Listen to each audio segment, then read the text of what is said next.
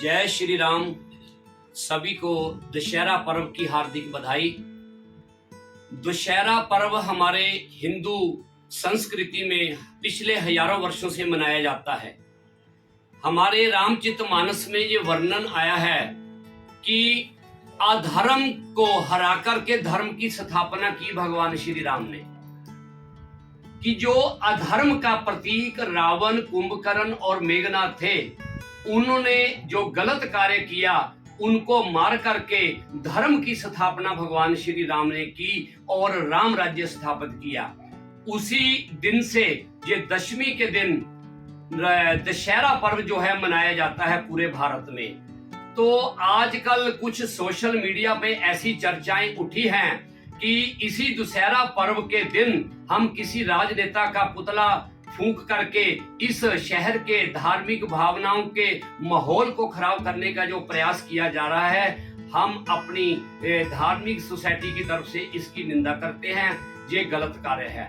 जिसको जो करना है अपने किसी और दिन पे राजनीतिक भावनाओं से जोड़ करके करे, परंतु धार्मिक भावनाओं से जोड़ करके लाखों हिंदुओं की धार्मिकता को ठेस पहुंचाना ये गलत कार्य है। तो मैं सभी शहर वासियों से अपील करता हूं कि दशहरा पर्व जो है वो हर्ष और उल्लास के साथ मनाएं। ये हमारा मनोरंजन रही है, ये हमारी धार्मिक आस्था है। भगवान श्री राम ने इन बुराइयों का अंत करके धर्म को स्थापित किया, इसीलिए इस दिन रावण, कुंभकर्ण और मेघनाथ के पुतले फूंक करके उस दिन को याद किया जाता है कि हम सभी ने बुराई का अंत करना है, धर्म की स्थापना करनी है। जय श्री राम। मेरी सभी भारत वासियों से अपील है कि हमारा देश सर्वधर्म की एक बहुत बड़ी उदाहरण है और हम सभी धर्मों का सम्मान करते हैं। हमारा संविधान हमें राजनीतिक और धार्मिक आजादी देता है, साथ साथ में हमें यह भी जिम्मेवारी देता है और बताता है कि हम किसी भी दूसरे धर्म के विरुद्ध कोई ऐसा शब्द ना निकालें जिससे किसी की धार्मिक भावनाओं को किसी भी तरह की चोट महसूस हो। आजकल हम देख रहे हैं कि कुछ लोग अपने स्वार्थी या राजनीतिक कारणों के कारण किसी भी धार्मिक पर्व पर गलत बयानबाजी कर देते हैं, जिससे हमारे सामाजिक शांति या धार्मिक भावनाओं को नुकसान पहुंचने की आशंकाएं हो जाती हैं। तो ऐसे में मेरी अपील है कि जो लोग दशहरे को किसी राजनीतिक या किसी अन्य कारणों के साथ जोड़कर पुतले जलाने की या किसी तरह की बातें करते हैं, वो इसका परहेज करें, क्योंकि दशहरा जो है जो हिंदू धर्म का ऐतिहासिक पर्व है और लाखों नहीं करोड़ों हिंदुओं का आस्था प्रतीक है।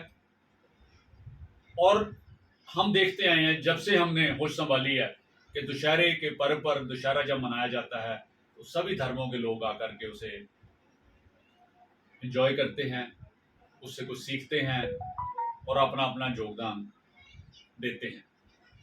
तो सबसे बड़ी बात यह है कि जो पुतले जलाए जाते हैं वो एक आस्था है, वो एक परंपरा है, वो एक धार्मिक परंपरा है कि जिसमें मुख्य तौर पर मेघनाथ, कुंभकर्ण और रावण के पुतले ही जलाए जाते हैं।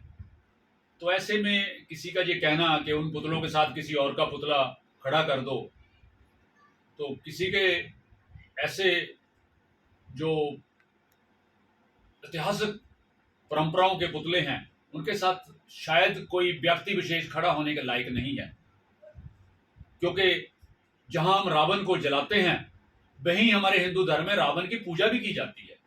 यही एक खासियत है कि हम बुरे को बुरा कहते हैं, अच्छे को अच्छा कहते हैं।